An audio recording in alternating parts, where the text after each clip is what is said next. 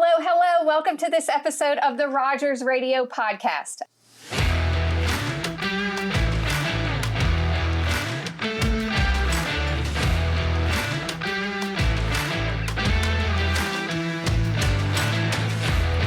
I am your host, Alyssa Rogers, and today is a beautiful, breezy day in Buffalo Junction, Virginia at Woodbine Vineyards.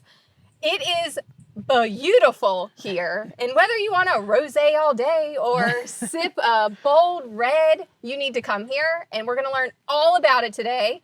Look at who I have. Thank you for being here today, or allowing us here today. Thank you for coming. Thank you, Alyssa.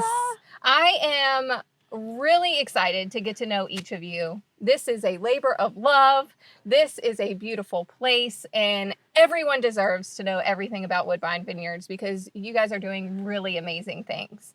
Thank you. I'm excited to get to know everything behind these beautiful bottles of wine, and it really does start with kind of the history of Woodbine. Like, how did this come to be?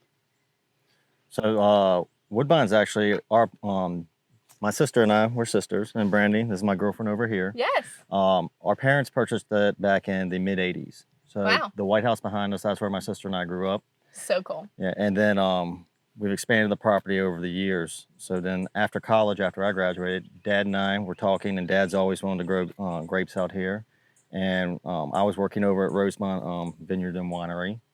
And we came up with the idea to, hey, let's start our own vineyard and winery over here. So in 2018, we put the first 5 acres, 10,000 plants in on the west side, and we've gone from there. So cool. And, you know, to have this dream and it come to fruition the way that it has is amazing. You are the winemaker. You're the brains behind this wine. And it's very interesting to me because it's a process. You plant that first, is it a vine? I don't even know. A vine. So tell me about it. Like, what is that process from the time you put it in the ground? What happens from there? So actually, like this year, we did another expansion. So we're up to over 30,000 vines now. We put another 10,000 vines in. This season, we put in Chardonnay and Petit Manseng because we wanted to boast out our honeysuckle, which is one of our top sellers. And then we also wanted to keep that into a dry form also for a table white. But we bring down a mechanical planter from upstate New York. Mm-hmm. So we'll spend, I don't know, maybe about 5 to 6 months preparing the land, getting the pHs right. Then we cultivate everything, bring the mechanical planter in. When the vines come in from the root graft all the way to the top of the graft union itself, it's about that tall. Mm-hmm. We have to trim back the rootstock on there so that as it goes through the carousel on the planter, it can actually set itself and the roots will be straight so we don't get what's called J-rooting, so the roots don't go back to the surface. After we plant, we build a trellis and irrigation system because of our climate down here. Like we're in a drought right now, we need tons of water. So if you might be able to hear the irrigation system running right now. After that, depending on the varietal, the hybrids normally take about 2 years. And also depending on the season, if it's a wet or dry season. A wetter season, we can normally get the hybrids to come up and start yielding fruit within 2 years. Normal vinifera for us takes about 3 to 4. Wow. After that, we harvested everything by hand. We'll bring that in. We have the winery over here beside our tasting room. We do everything 100% estate here. So we grow everything, we manufacture everything in-house. After that, we go through processing. So we sort the fruit. With the whites, we'll do whole cluster presses. And then with our reds, we actually send that through a destemmer and we'll ferment on the skins. After that, bring that back out, press the final wine out into another holding tank that we put into barrels. That I like to age our reds anywhere from 18 to 24 months. So this is years. Yes. So you planted in 2018. You released the first bottle. That was 2020. 2020. Mm-hmm. So you guys, you know, if you want to do this, it's a lot of patience, it sounds like. It is, and a lot of heartbreak sometimes because... Oh, tell us about that. So with the Pinot Grigio that we have over here, it was our first crop. I ended up harvesting that in 2019, because that 18 had been such a wet season. Mm-hmm. Got it in a tank. It was probably about a 250-gallon poly tank that we had it in, and it got set outside for a little bit too long, and we actually lost the entire fermentation. Oh my, that is heartbreaking. Yes. So we actually finally got the next crop load off of it last year because in our climate with the high humidities, Pinot is just such a hard crop to grow. Mm-hmm. But we just released our new Pinot Grigio. So we finally brought that out, which we're very excited about. Well, I'm excited for you guys. I mean, 6 wines here? Yes. Like that is like I said in the beginning, a labor of love. What does a typical day look like for you? Normally in the spring times, we'll wake up. Usually I'm on the tractor spraying. So we're trying to stay ahead of all the downy mildews and powdery mildews out here. After that, usually by lunchtime, I'm getting back up with the crew. So we're figuring out what we'll be doing depending on the type of year. So normally right now, the guys are out there setting fruit, which means we're positioning the fruit so it can ripen correctly. We're actually de-leafing a little bit, and we're topping, which we call just hedging the plants. By late afternoon, I'm usually back in the winery, checking on what's going on with our older wines and just running numbers and making sure inventory's going on well. And then I'm literally sitting down trying to figure out what's going to be the next spray for the next coming days. Wow. Yeah. And who gets to taste this before it ever hits bottles? Are you the taster? Who's the taster? Normally, this whole crowd will come in here during fermentation and after fermentation, and we go through after blending trials, and we find out what we like and what we don't like. Well, you let me know next time that is happening. I would love We will to invite participate you in that. Definitely. And, you know, you have to make sure that everything is growing properly and handled properly, but there's a lot that goes into the back end too. And so I want to go over to you, Massey, on the branding and how all of this happened. How did you come up with Woodbine? How do you come up with the names of each wine? Tell us all the things. Well, Woodbine we used as our family's farm name, so that's how we came with Woodbine Vineyards. We did have a marketing company help us come up with our logo, which is the feather, which actually represents, we have osprey that lay nests on top of our silo behind our winery. And so that's where the feather came from, was from the osprey, to kind of carry that over. And then the names come up, we've named pretty much everything after the grape, except for our honeysuckle, which is our sweeter white wine. And honeysuckle is part of Woodbine. It means Woodbine as well. Oh, cool. So there is a connection between Woodbine and honeysuckle. And come to find out, honeysuckle has been our best seller. It has won awards. I was going to mention that. Yes. You guys have award-winning wine. Yes. Tell us about this. So actually, the first contest that we entered in, I had no idea we were doing it. My sister right here ended up going behind my back and entering them. Yeah. Yeah. And after I found out, I was a little upset. But then once I found out that we had taken golds, I was pretty excited. And best in class for your honeysuckle. Yep, best in class also. So it was the Atlantic Seaboard Wine that competition that we entered. And it's 17 states up and down the east coast of us on the eastern seaboard. And I entered all of the wines we had that year, and he brought home best in class for his honeysuckle, and the other ones took golds and silvers. Congratulations. Thank you. That is a big deal right here in Buffalo Junction, Virginia. I know. That is pretty amazing. So congratulations on that. And, you know, what is it like promoting a winery?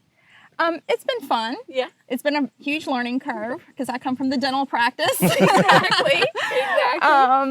Learning how to have a label designed and made. We had never done that, so that was a whole learning experience in itself. We brought Brandy on 2 years ago, and she's been a big asset, helping us market and get stuff out there, planning events. We try to do a large event at least once a month. And have at least some live music and food trucks on the weekends if we can. It's just getting your name out there, going to wine festivals. We've been pushing wine festivals. We go do other big events that we're invited to. So Yes. It's been fun. I've definitely seen you out and about many times, and it's always, you have to go to Woodbine, and it's always the longest line. So that's amazing because people love it, and I love what I'm seeing. You guys are doing amazing. You know, Rogers is really big on marketing and branding, and you guys are top notch. So Thank you. congratulations on that. And I've also had the pleasure of experiencing the tasting room and had a great time. And great experience there too. So Brandy, tell us about the experience that people can expect when they come here to taste. Well, and one have of some glasses. the first things I always tell people when they come, once they decide what they would like to do, a tasting or a glass, I tell them to make themselves at home. Like if it's in the barn, in one of the private stalls, out here under the oaks or either out in the courtyard. I just want them to feel at home, relax, take a break. A lot of folks bring their kids and their pets here too, so we're definitely family friendly, pet friendly. So we want just people to come welcome. We have a lot of celebrations here, birthday parties. We've got a 50th anniversary party this Saturday evening. So we do private events as well. And then we had our first wedding last year with one of the ladies from the office at the dental office. We had our first wedding. So we're trying to get into the wedding scene. We've got one booked for next October. So we're hoping to kind of catch on that this is also a beautiful setting for a wedding, inside or outside. So if you're planning an outside wedding in the vineyard there and the weather's not cooperating, we can fit probably about 300 people inside the barn. So that's another beautiful setting as well. And really the barn itself is really the labor of love. It's been a community effort to get it in the condition it's in now. We're closed on Monday and Tuesday, and it's nothing unusual to find Wednesday morning somebody has left a bar stool or a pretty rocker that they've donated to us. So it's really been a collection of everybody's love of Woodbine. So that is so neat. Yeah. And you said that you're closed on Mondays and Tuesdays. So what are the hours that people can come and partake in? So we're open Wednesday through Sunday. Wednesday and Thursdays are 11 to 5. And then Friday, Saturday, and Sunday, if we don't have a special event, is 11 to 6. We do have a live at Woodbine concert series that we do every month. That's the third Friday of every month, just so some folks can kind of get used to having, a set date, like, it's date night, it's the third Friday, we're going to Woodbine. And then we also have special events for us. We celebrate Patrick and the harvesting season with our harvest party, and we have the hot air balloonist come, and they set off across the vineyard, and it's a breathtaking view. My first experience was last summer, and I felt like a kid in a candy store.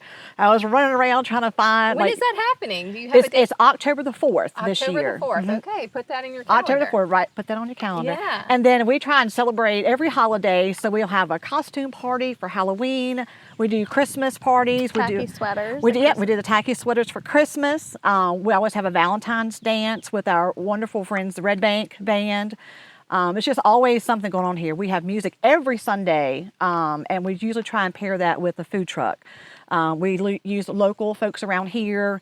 Off the chain is some of our go-to folks, Cindy and Ryan. They are top-notch. People love their menu items, so we use them quite a bit, as well as some other local vendors. Awesome. And 4th of July is coming up. Do you have anything going on for the holiday? Just a small event. Got? So July 3rd, we're doing our Celebrate Freedom celebration here. We're going to have JB and the Get Down Brown band hosting for the music that evening. It's 7 to 10. It's $20 in advance. You can get your tickets on Woodbine Vineyards and Winery.com, or it's $25 at the gate. It's only the fee is only for 21 and older. Okay. So kids are welcome. Kids are free. So anybody under 21 will be here. And BIB will be here. 2 food trucks. Our food trucks are going to be Cottage Barn, who's going to have their menu as well as their delicious ice cream, and then A Taste of Texas will be here doing everything barbecue. Oh my gosh, Yeah. that's going to be such a fun time. I'm excited about the food as well. And kids being allowed to come, and what a cool event. Everyone, you need to come because that's a one-stop shop. Everything is here, and you can just relax. Yeah, the 4th of July is the second of our third summer series events. We also have a Labor Day kickoff party. This year, I believe it is August the 30th. So that one we're doing North Tower. We have Cousins Maine Lobster coming with a Cottage Barn as well. We always love to support our local folks in Clarksville. So that'll be another big event for this summer as well. Yeah. Okay, so take me through this tasting. So if I come in and I've never tried any of the wine, Right. what do you recommend I do as I walk So in? we actually do we call it a flight, because Okay. we like folks to take their tasting and sit and enjoy at their leisure. We do have the tasting notes that we could give them.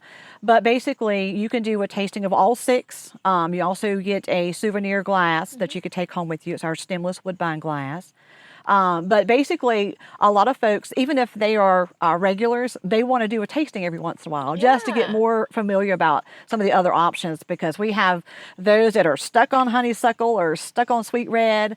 My favorite is rosé all day. Yes. But they kind of like to refamiliarize themselves with our wines. But you can also do by the glass or by the bottle.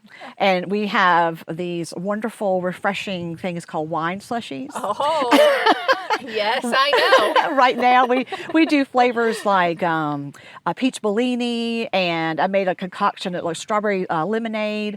We have pina colada and blueberry, key lime, and Massey actually ordered us a new flavor.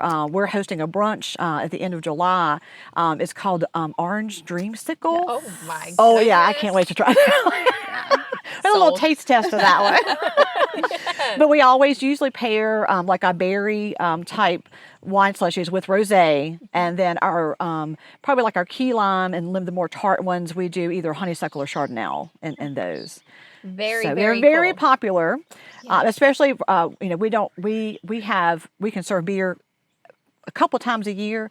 So when we don't have that availability, our beer drinkers love the slushies. Yes, I don't blame them. So you said rosé is your favorite. Rosé is my favorite. What is your favorite? Chardonnay. Chardonnay. What you got? What's your favorite wine? Merlot. Merlot. See, we have a variety here. I love them all. I will take any of them, and I know all my wine drinkers out there agree with that. And, you know, if you haven't visited here, you need to, like I keep saying, because it's just really a great place, great wine, award-winning wine at that. And, you know, what's next for Woodbine? We're just continuing our growth. We'll probably plant some more vines in the next couple years, come out with some new wines. We're going to start a wine club. Cool. We're getting ready to start that hopefully within the next year. Yeah, so the field behind us overlooking the pond, that was Petit Verdot that we finally got planted in 2021. And so we actually just got the first harvest off of that last year. So I have that aging in barrels. So I'm hoping next season in 2025, February, we'll be bottling that. So we'll be releasing a new Petit Verdot. That is awesome. Gosh, I mean, the patience is that you guys have to have for this, and the patience that you've had to be able to create 6 blends is truly amazing. And the amount of time you've done it, and what you have been able to just put together here and build and continue growing. Congratulations. Thank you. Thank you. Yes. It and- wouldn't be possible though without our parents. Our Yeah. mom and dad are the ones that really have been the backbone of Yeah, they this have supported whole us. operation. So what are their thoughts on it? Where can you see them here often, or like, do they show up? What do they think of all this? Oh, they love it. Dad's usually riding around in his golf cart. Yeah. Mom's always up here on the weekends, just Yeah. talking with everybody, hanging out. She likes to so- decorate for our special events. So Yep. she has that Her little and special. Ren, yeah.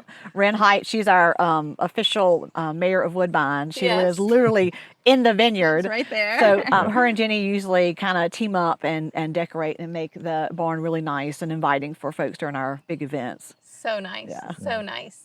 And it's one big family. I mean, I it feel takes it. all of us to do this.